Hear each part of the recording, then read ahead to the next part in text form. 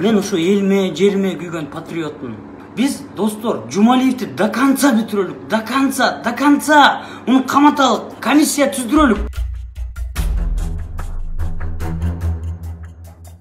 Сыймык Жапыкеев кухнясынан туруп эле чолпонбай болуп, бүт жегич, кан соргуч, мите курт, кыргыздын мите курттарынын жүзүн ачып берди.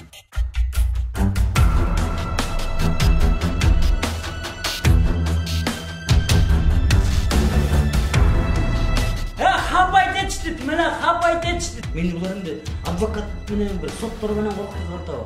Менен де бир дабдыр эмесмин да, туруп алып, отуруп алып эле мына кухнядан чыга албай отурам го.